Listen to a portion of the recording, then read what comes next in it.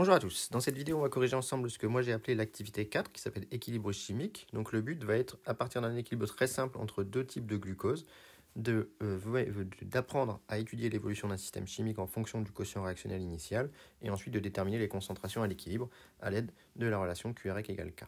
Donc ici notre équilibre, l'équilibre qu'on va étudier dans cet exercice est très simple, c'est l'équilibre entre deux formes de glucose qu'on appelle G-alpha et G-bêta, qui sont toutes les deux sous forme aqueuse. Et donc on va commencer par faire un tableau d'avancement, donc je vais avoir besoin dans absolument tout cet exercice. Donc le tableau d'avancement ici va être assez simple à faire. Donc le tableau d'avancement, on va repérer ici l'état initial, on va repérer l'instant T, et on va repérer l'état d'équilibre. Voilà. Et donc on va repérer les différentes concentrations aux différents instants. Ici. Voilà. Donc avant toute chose, une petite remarque. Ici, étant donné que le volume est constant, on remarque un V est constant. On ne me parle absolument pas de variation de volume. Donc, je peux faire le tableau d'avancement directement en concentration, en quantité de matière. Ça me fait gagner un petit peu de temps.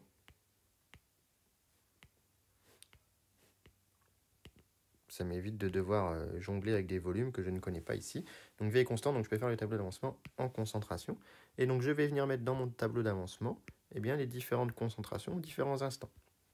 Donc on me dit qu'au départ, la concentration en glucose alpha s'appelle CI alpha et que la concentration en glucose bêta s'appelle CI bêta et qu'elle va varier selon les trois cas, les trois états initiaux qu'on va étudier.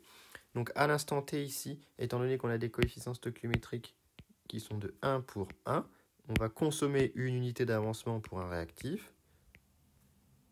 Alors l'avancement, souvent on le note X quand il s'agit de l'avancement volumique, et on va former une unité d'avancement pour le glucose bêta, et à l'équilibre, tout simplement, on va consommer une unité d'avancement à l'équilibre, et former une unité d'avancement à l'équilibre pour G bêta. Donc X, c'est l'avancement volumique, contrairement à l'avancement molaire qu'on note Xi. Donc ça, c'est l'avancement volumique en mol par litre. Donc voilà pour le tableau d'avancement. Maintenant, je vais calculer le quotient réactionnel à tout instant. Donc exprimons le QR quel que soit T. Donc on a que QR de T est égal ici, c'est très simple, j'ai un équilibre qui fait intervenir seulement deux espèces. Donc ça va être l'activité du glucose bêta sur l'activité du glucose alpha. Les deux espèces sont des espèces aqueuses en solution, donc c'est leur concentration en quantité de matière divisée par C0. Et comme j'ai un coefficient stoichiométrique 1 pour 1, les C0 vont se simplifier de manière très simple pour ne laisser que QR de T égale concentration en quantité de matière de G bêta à l'instant T divisé par concentration de G alpha à l'instant T. Et si j'utilise mon tableau d'avancement, G bêta de T et G alpha de T sont les valeurs en concentration dans le tableau d'avancement à l'instant T. Donc je remplace, ça fait CI bêta plus X de T divisé par CI alpha moins X de T. Donc voilà ce que vaut le quotient réactionnel, quel que soit T. Alors maintenant, dans la première question, on me demande d'étudier l'évolution du système chimique. Donc pour répondre à la première question, on va comparer le quotient réactionnel dans l'état initial. Donc c'est quand X égale à 0, avec la constante d'équilibre, grand K. Donc je vais calculer le QRI dans les différents cas. On a 3 cas à traiter. Donc le QRI, c'est le QR de T égale 0. Et donc, dans l'état initial, l'avancement est nul. Donc il me reste tout simplement CI bêta sur CI alpha. Donc là, je vais calculer les 3 cas. Le K1, le K2, le K3, c'est très facile à faire. Il suffit de faire la division de B, de GI bêta de CI bêta sur CI alpha. Donc là, le QRI, il est égal à 0 sur 1, donc il est égal à 0. Dans le cas 2, le QRI, il est égal à 1 sur 2. Et dans le cas 3, le QRI, il est égal à 2 sur 1, donc à 2.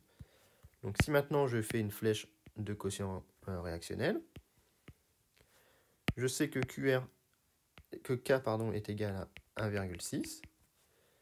Et donc je vais avoir le QR1 égal à 0, le QR2 égal à 0,5 et le QR3 égal à 2. Donc pour les deux premiers cas, l'évolution va se faire dans le sens direct, en faveur des produits. Tandis que pour le cas numéro 3, l'évolution va se faire dans le sens indirect, c'est-à-dire en faveur des réactifs.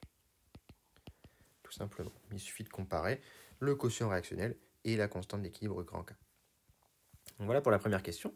Dans la deuxième question, on me demande de déterminer les concentrations des deux anomères à l'équilibre pour les trois cas proposés. Donc là, comment on répond à ça? On va utiliser la relation de Gullberg-Waage qui nous dit que QRX est égal à K, c'est-à-dire qu'à l'équilibre, le quotient réactionnel doit être égal à la constante d'équilibre K. Cette constante d'équilibre K vaut ici 1,6. Et le QRX,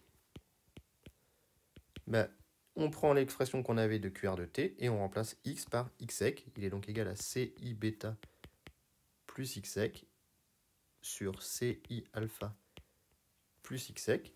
Et donc, on doit résoudre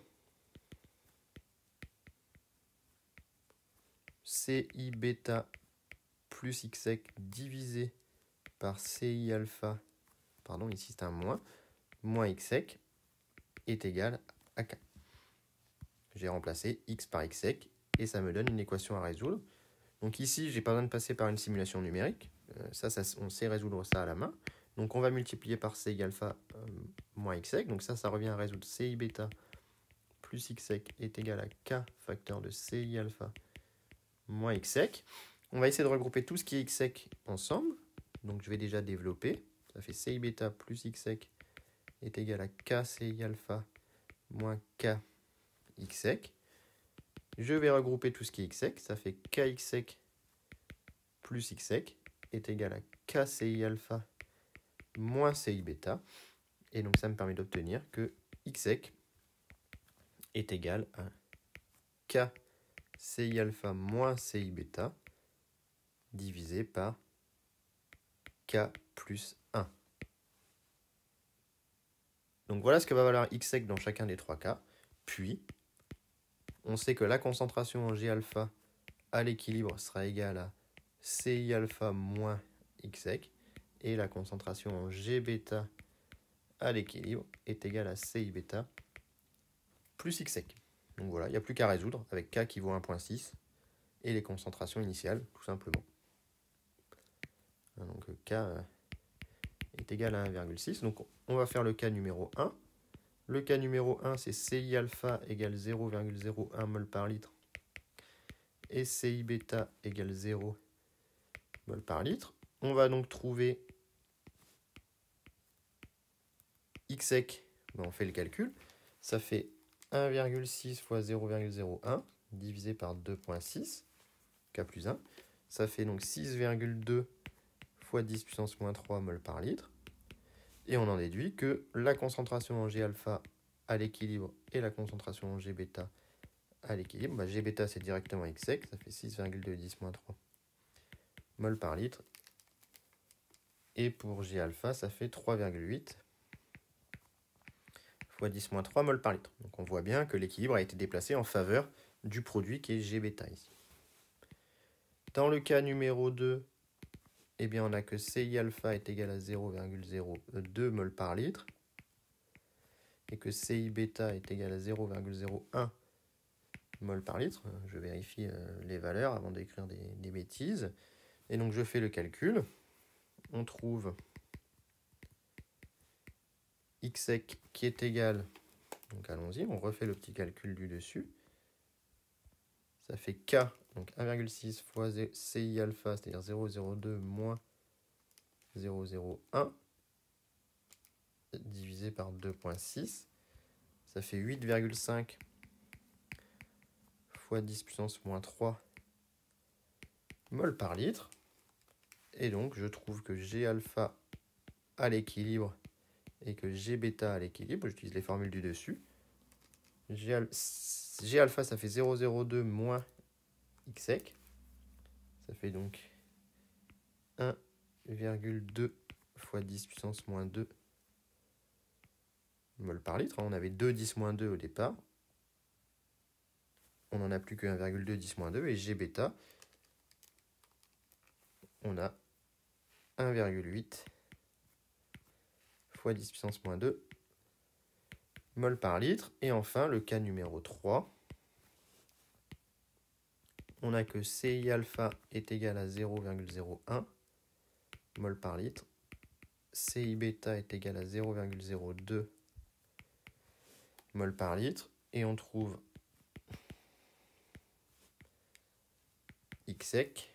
Ça fait donc 1,6 fois 0,01 moins 0,02 divisé par 2,6. On trouve moins 1,5 fois 10 à la puissance moins 3 mol par litre. Alors pourquoi est-ce qu'on trouve quelque chose de négatif? C'est normal, hein, négatif, car la réaction se fait dans le sens indirect.